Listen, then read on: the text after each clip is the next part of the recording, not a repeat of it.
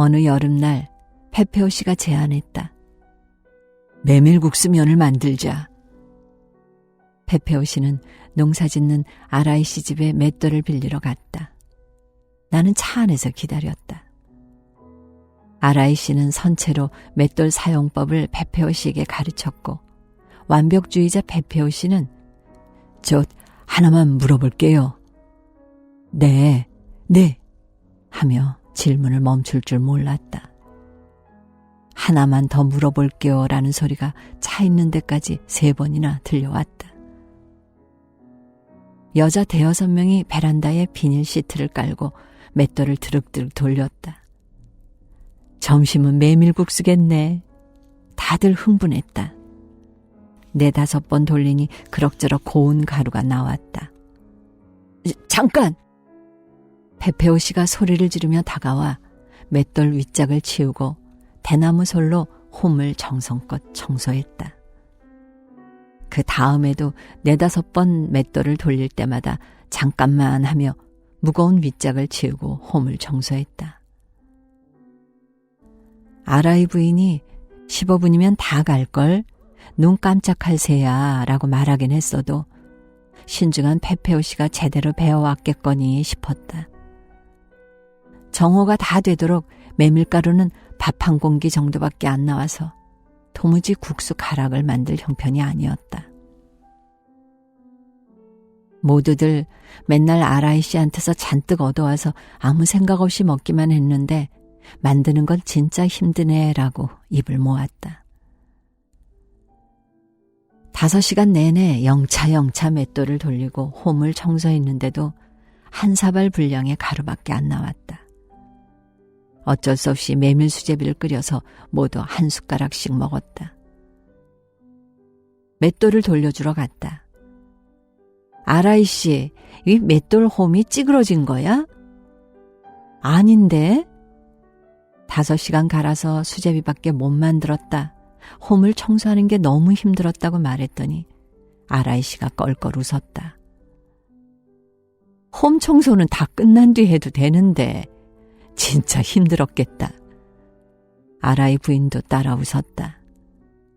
알고 보니 맷돌 홈에 메밀을 착착 넣고 드륵드륵 갈기만 하면 되는 거였다. 하나만 더 물어볼게요 라던 페페오 씨는 도대체 뭘 물어봤을까? 아마 열정이 지나쳤던 거겠지.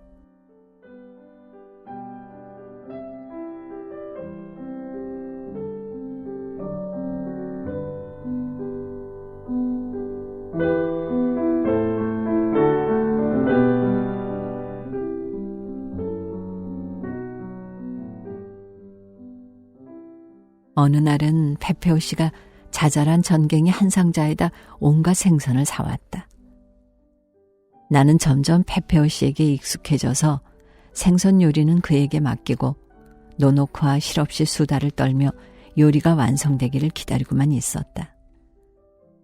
작은 전갱이는 은빛으로 반짝였고 은색이 지나치게 강렬한 부분은 핑크색으로 보였다. 튀기기에 딱 적당한 크기였는데 양이 엄청나게 많았다. 한 상자에 2,000엔이었다고 한다. 노노코와 내가 수다를 떠는 동안 페페오 씨는 정말로 고요히 전갱이 다시마 절임을 만들거나 소라를 삶았다. 전갱이 튀김은 시간이 걸릴 것 같아서 그럼 난 여기서 튀김 만들까? 하고 물었더니 아니, 내가 할게 라고 차분하고도 단호하게 거절했다. 그때가 7시였다.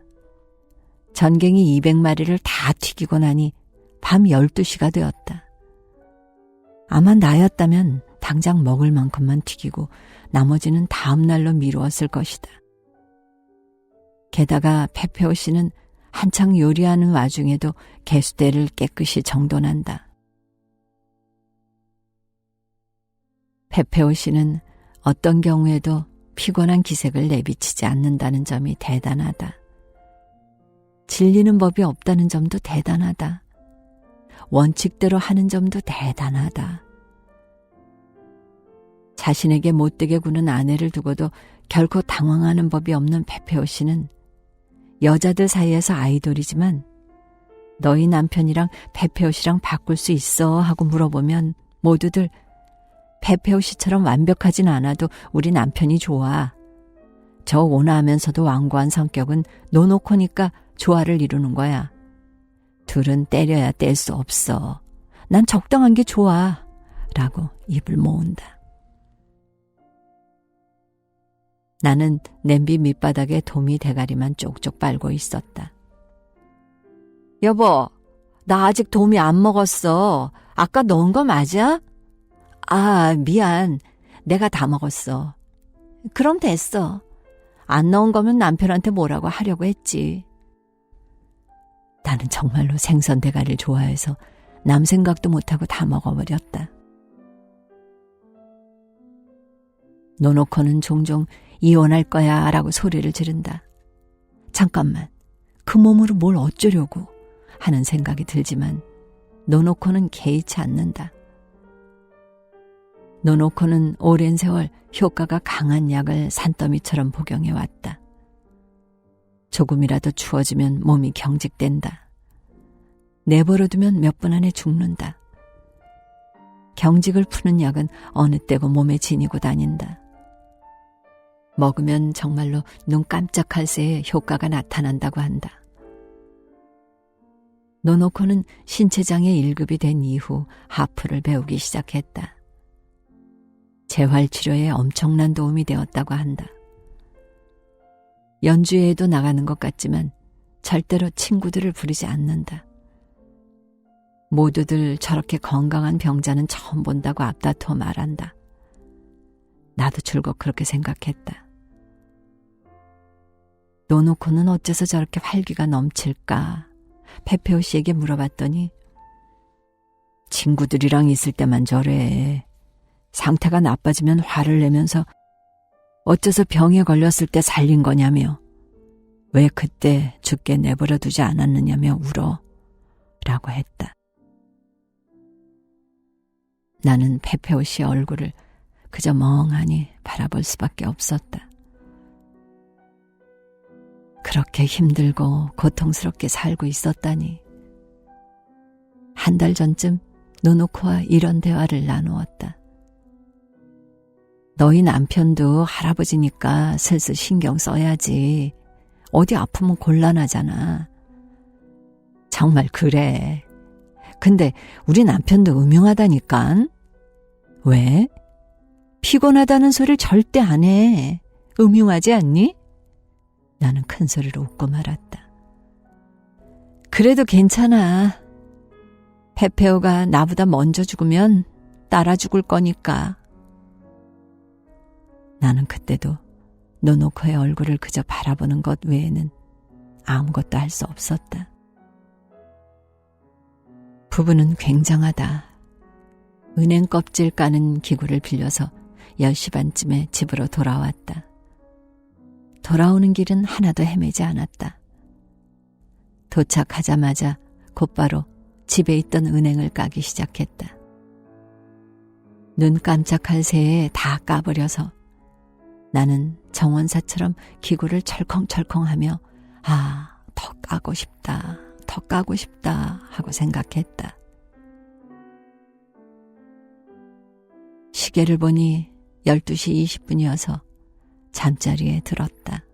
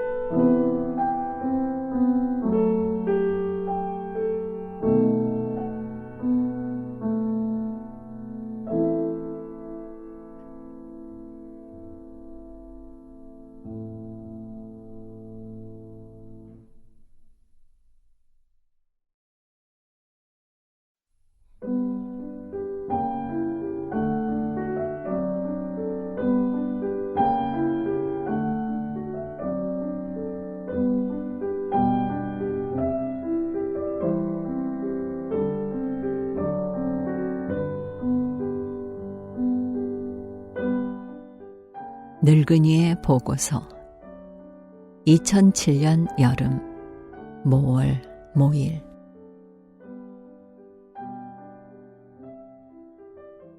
작가 오카모토 가노코는 만년에 이렇게 읊었다.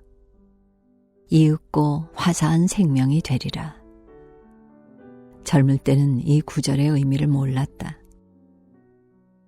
가노코는 특이한 사람이니 색정광이었을지도 모르지. 남편 이페이랑 젊은 제비랑 셋이 같이 살기도 했으니까. 나도 모르게 정말로 부지불식간에 정신을 차리고 보니 60이 넘었다. 화사한 생명 같은 건 완전히 잊었다. 이 나이가 되니 마음이 화사해지지 않아서 오히려 편하다. 이제 남자 따윈 딱 질색이다. 개방적인 세상이다. 공공장소에서 찰싹 달라붙어 스킨십을 하는 젊은 커플도 보인다. 젊을 때는 그렇게 서로에게 넋을 잃어도 괜찮다. 남자와 여자가 한 몸이 되는 광기의 시간을 신이 마련해 주니까. 그런 착각 없이 남자와 여자가 어떻게 맺어질 수 있겠는가. 젊은이여, 병에 단단히 걸리기를. 병이 깊을수록 번민은 많고 쾌락은 강할 테니.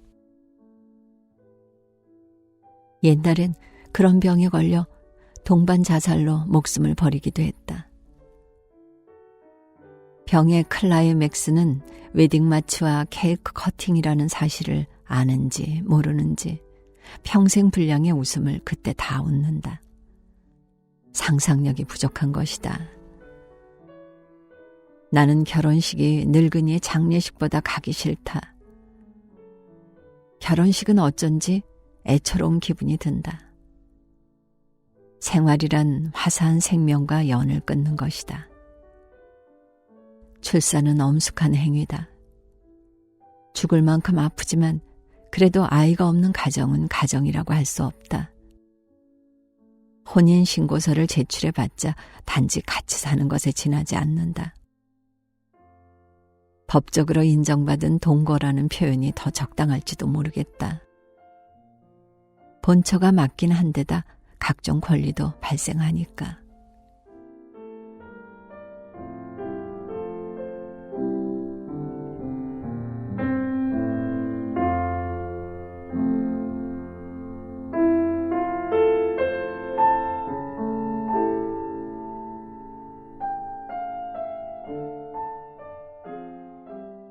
생활은 수수하고 시시한 일의 연속이다. 하지만 그런 자질구레한 일 없이 사람은 살아갈 수 없다. 화사한 마음이 생기면 불륜이며 나 같은 할머니에게는 범죄나 다름없겠지만 요즘 사람들의 인식은 다를지도 모른다. 나는 18살 때부터 알고 있었다. 부부 생활 중 몇십 년은 몹시도 괴로우리라는 것을. 하지만 고통스러워도 그 생활을 유지하는 이유는 노후 때문이다. 더 이상 아무에게도 화사한 마음을 건네받지 못하는 동지끼리 팻마루에서 말없이 감을 깎아먹고 차를 마실 날을 위해서다. 이제 남편의 바람기도 용서하게 된 할머니는 평온한 마음으로 생각한다. 이 일은 나 없이는 안 돼. 언제나 나한테 돌아왔으니까. 어느새 오줌발이 시원찮아진 남편도 여자 문제로 꽤나 속썩였구려 하는 미안한 마음에 기가 눌려 할머니의 말을 순순히 따른다. 그런 두 사람은 망중한을 즐긴다. 편안하고 안락하다. 화사한 마음 따윈 잊어버렸다. 세월만이 길러낼 수 있는 신뢰, 꽃도 태풍도 뛰어넘어 망중한을 즐길 날을 위해 결혼하는 것이다.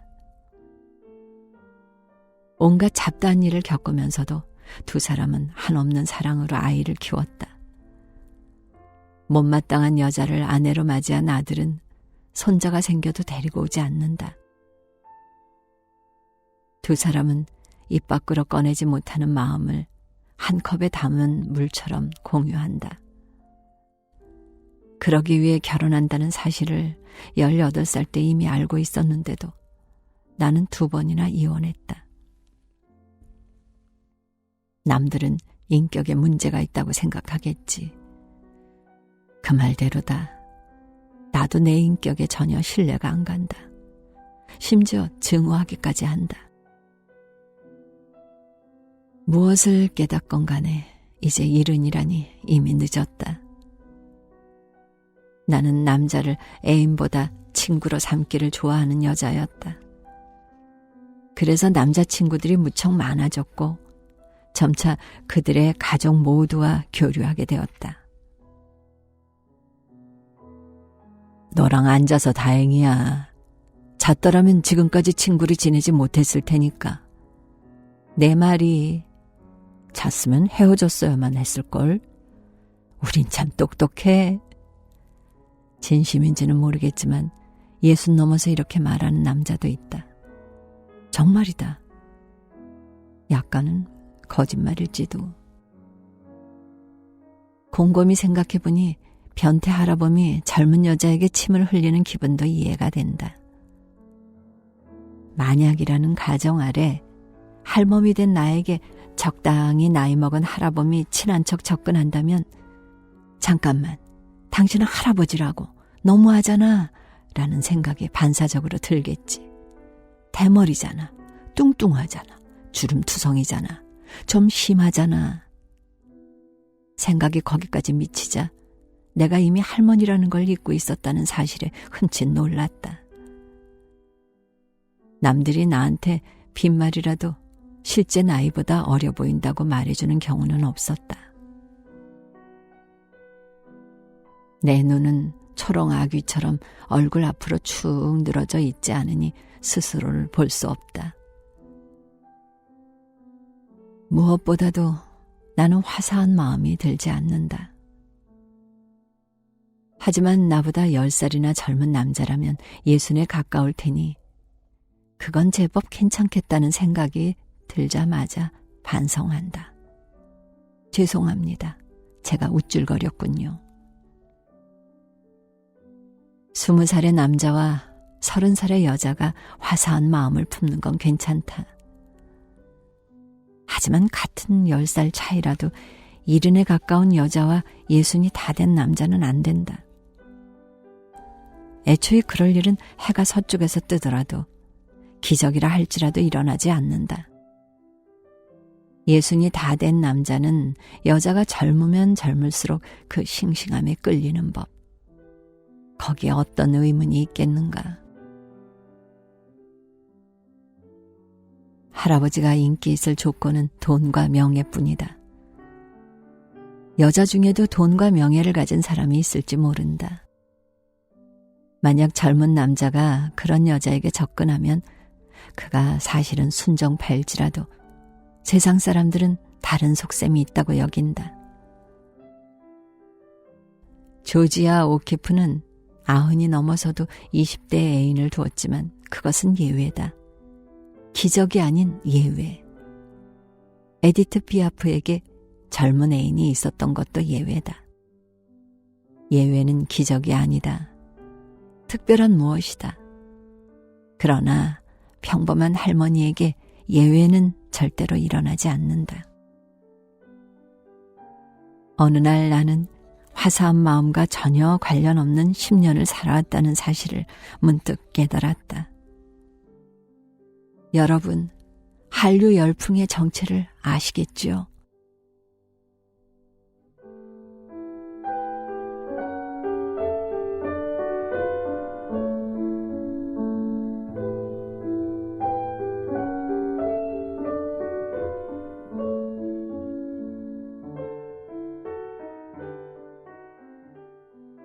한류 열풍은 허구의 화사함에 의해 일어났다. 나도 빠져들었다. 아, 즐거운 1년이었다. 1년 내내 왼쪽을 보고 침대에 드러누워 윤사마와 이병헌, 류시원에게 화사한 마음을 맡겼더니 1년이 지나자 턱이 틀어졌다. 의사에게 장시간 같은 자세로 있는 건 아니냐는 질문을 받은 순간 납득이 갔다. 초콜릿을 너무 많이 먹어서 보기만 해도 토할 지경인 꼬마처럼 정신을 차리고 보니 한류를 떠올리기만 해도 속이 메스꺼렸다. 전 일본의 아줌마들, 지금은 무엇을 하고 있나요? 이제는 할머니가 되었겠군요. 아까 서랍을 휘저었더니 이병헌이 새하얀 치열을 드러내며 웃고 있는 카드 케이스가 나와서 움찔했다. 아들이 말했다. 정말 심하네. 한때는 사랑했던 남자잖아. 카드 케이스는 제주도에 갔을 때 샀다. 한류 붐이 끝나자 나의 짝퉁 화사한 마음도 먼지투성이가 되어 죽었다. 죽어도 요만큼도 곤란하지 않다. 아들이 40이 다 되어간다. 그 어떤 불편함도 없는 행복한 하루하루다. 참의원 선거 속보를 같은 연배의 할머니와 밤새 볼 수 있는 건 행복한 일이다. 야, 민주당의 괴고로다. 모모 씨가 기쁨에 미쳐 날뛰는 표정으로 나왔다가 사라지고 사라졌다가 나온다. 있잖아, 저 아저씨가 퇴근하고 매일 집에 온다면 어떨 것 같아? 싫어. 저런 추남이 다녀왔어. 목욕물은 한다고? 맞아. 그건 좀 싫겠다. 아카기 노리히코 대신이 반창고를 붙인 궁상맞은 얼굴로 나온다. 와타나베 뭐라더라? 저 사람 얼굴에 기름이라도 바른 거야? 하여튼 식물성은 아닌 것 같다. 당연한 소리를, 자기 얼굴 기름인데. 정치인들은 왜 저리 건강하지? 저 나이에 말이야. 정치인이 되면 건강하고 드세지는 걸까? 건강하고 드세고 뻔뻔한 사람이 정치인이 되는 걸까? 둘 다야. 우리는 스스로에게 놀랐다. 방금 나온 사람이 또 나왔는데도 이름이 생각나지 않는 것이다. 이 사람, 이름이 뭐더라? 잊어버렸어. 진짜 답답하네. 1초 만에 까먹다니. 이제 곧 이른인 우리가 정년기의 정치인을 품평한다. 저런 늙은이는 싫어. 머리숱도 적은데 뭐하러 저렇게 앞부분만 넘겨 빗은 거람? 넌 어때? 싫어. 서민의 즐거움입니다. 아베 총리 진짜 머리가 나쁜 거 아니야? 맨날 분위기 파악도 못하잖아. 둔해도 너무 둔하니까 주변 사람들이 아베는 좀처럼 동요하지 않는다고 할 정도로 무능한 인간이야. 싫다. 너는 왜? 그냥 싫어. 못생긴 편은 아닌데. 그래도 싫어. 그러고 보니 아베가 좋다는 사람은 한 명도 못 봤다. 선거 속보에 줄줄이 등장하는 남자들을 앞만 보더라도 할머니 마음은 화사해지지 않는다.